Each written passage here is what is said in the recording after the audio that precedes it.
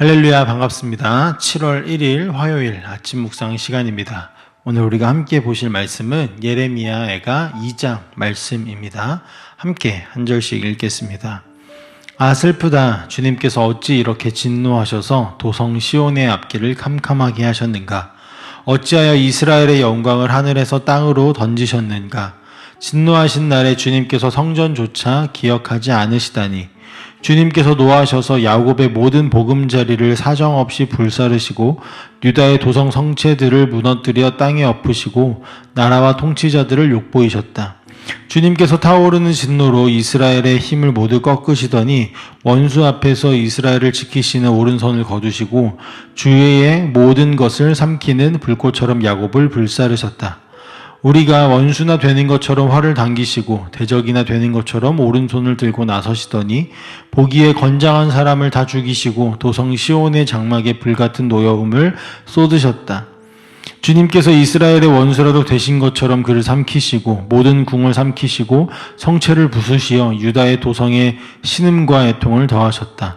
주님께서는 성막을 들에 있는 원두막처럼 부수시고 회막도 그렇게 허무셨다. 주님께서 시온에서 명절과 안식일을 없애셨다.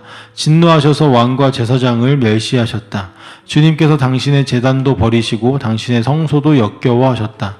궁전 성벽을 원수들의 손에 넘기시니 그들이 주님의 성전에서 마치 잔칫날처럼 삼성을 지른다.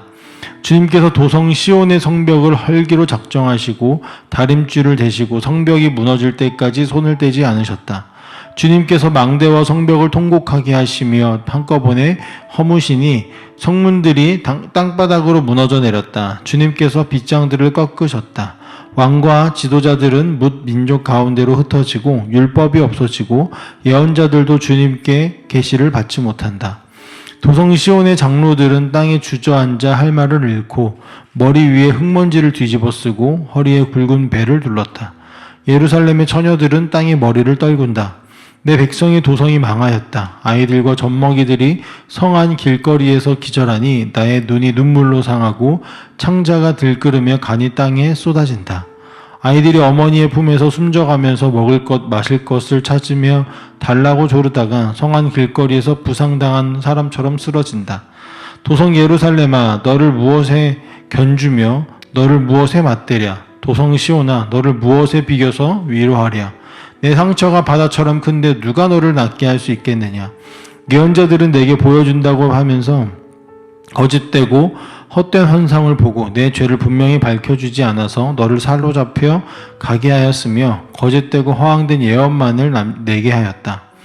지나가는 모든 나그네들이 너를 보고서 손뼉을 치며 도성 예루살렘을 보고서 머리를 내저으며 빈정거리며 이것이 바로 그들이 더없이 아름다운 성이요 온 누리의 기쁨이라 하던 그 성인가 하고 비웃는다. 내 모든 원수들이 이를 갈미어 너를 보고서 입을 열어 빈정거린다. 우리가 그를 삼켰다. 이것이 바로 우리들이 기다리던 그날이 아닌가.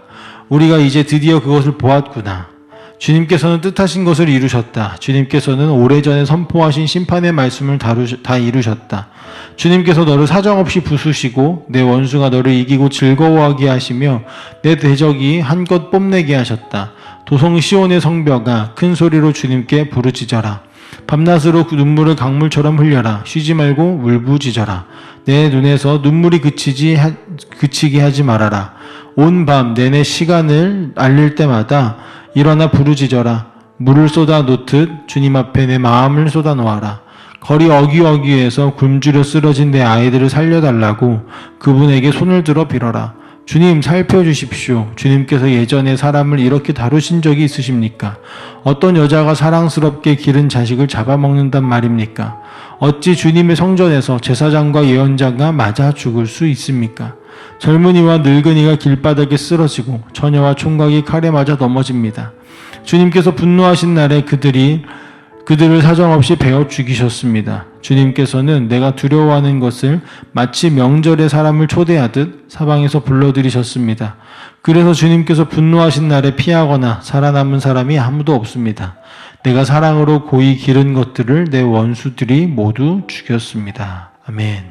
오늘 우리가 함께 읽게 되어진 이 예레미야 애가는 바벨론 포로와 예루살렘 함락의 비극을 경험한 예언자 혹은 시인의 탄식이 나오는 글입니다. 특히 2장 말씀은요, 하나님의 진노가 임한 결과를 가장 적절하게 묘사하고 있으며 또 하나님 앞에 회개의 기도를 드리는 길로 우리를 이끌고 있습니다. 이 선지자 예레미야는 하나님께서 시온의 앞길을 캄캄하게 하셨는지에 대한 질문으로 이 본문을 시작하는데요. 근데 우리가 읽은 이 번역본, 이 새 번역이 아니라 다른 번역들을 살펴보면 캄캄하게 하셨다라는 사실에 대해서 구름으로 덮으셨다라는 어떤 묘사를 표현을 하면서 조금 더 입체감 있게 우리에게 다가오게 합니다. 그런데 이것이 왜 또 중요하고 제가 언급을 하냐면 이 구름이라는 표현이 말씀 속에 특히 구약에서는 이 구름은 이 광야에서의 구름, 불기둥과 구름기둥 할 때 그 구름, 그래서 인도하시는 하나님, 보살피시는 하나님의 어떤 상징적인 것이 구름과 같았습니다. 하지만 이 본문에서의 구름은 인도하시고 또 보살피시는 구름이 아니라 진노의 먹구름, 심판의 그림자로 등장한다라는 것이죠. 그러니까 하나님은 더 이상 백성을 이제 보호하시는 분이 아니라 직접 그들을 대적하시는 분으로 등장하셨고 그렇게 심판하셨다라는 것입니다. 특히 2장 5절 말씀에 하나님이 원수처럼 예루살렘을 삼키셨다라는 이런 표현을 통하여서 하나님께서 얼마나 철저하게 심판하셨는지를 볼 수 있습니다. 그리고 이것이 단순히 감정적인 표현만은 아니라는 사실도 우리는 알게 되어지죠. 하나님의 진노는 죄에 대해 거룩하고도 정당한 반응이라는 사실을 우리는 알아야 합니다. 하나님은 사랑이십니다. 하지만 그 사랑 안에는 반드시 공의와 거룩함이 함께 존재한다라는 사실을 우리는 기억해야 되죠. 그래서 우리가 터프 러브, 소프트 러브라는 단어를 통하여서 온유하고 오래 참고 보듬어주는 그런 사랑과 함께 때로는 질타하고 질책하고 심판함으로써 다시 돌이킬 수 있게 하는 그런 부모의 사랑들을 우리가 떠올렸던 경험들이 많이 있을 것입니다. 사랑은 죄를 드러내고 그 죄가 드러냄으로써 그들이 망가지게 하는 것이 아니라 그 죄가 드러나고 그 죄가 해결되어지는 곳까지 가게 하는 것입니다. 그렇기 때문에 하나님의 이 진노는 사랑하는 백성들을 향한 하나님의 거룩한 사랑의 표현인 것이죠. 하지만 이 글을 쓰고 있는 선지자는 하나님의 진노와 심판의 참혹한 결과를 마주하면서 그의 감정들을 조금씩 드러내는데요. 특별히 11절 말씀에 눈이 눈물로 상하고 창자가 들끓고 간이 땅에 쏟아진다라는 이런 표현들이 선지자의 고통과 감정들이 드러나는 대목입니다. 하지만 여기에 등장하는 선지자의 애통한 울부짖음은 단순히 나라를 잃은 슬픔 혹은 심판이 시작된 것에 대한 고통으로 결론 지을 수는 없습니다. 왜냐하면 선지자라는 역할의 특수성 때문에 그렇습니다. 선지자가 어떤 역할을 하는 것이죠? 하나님의 말씀을 대언하는데 그 말씀 안에는 하나님의 마음, 하나님의 감정, 하나님의 생각들이 모두 포함되어 있기 때문에 우리는 하나님의 마음을 대언하는 역할을 한다라고도 표현할 수 있을 것입니다. 무슨 말이냐면 이 애통한 울부짖음이 선지자 개인의 울부짖음이 아니라 하나님의 백성, 자신의 백성들이 자신을 떠나가서 끊임없이 죄를 짓는, 그래서 심판할 수밖에 없는, 공의를 행할 수밖에 없는 그 상황 속에서 나타나는 하나님의 울부짖음, 하나님의 마음을 대언하는 그런 표현이라는 사실을 우리가 알 수 있는 것입니다. 그런데요, 더 안타까운 점이 하나 있습니다. 우리가 너무나 잘 알고 있듯이 예레미야 말씀과 또 그 전에 선지자들의 이야기들을 통하여서 우리가 알듯이 이 당시의 백성들은요, 바른 길로 인도받을 수 있는 기회들이 분명히 있었다는 것입니다. 근데 그것을 수없이 놓쳐버렸죠. 하나님은 반복적으로 이스라엘의 회개를 촉구하셨습니다. 하지만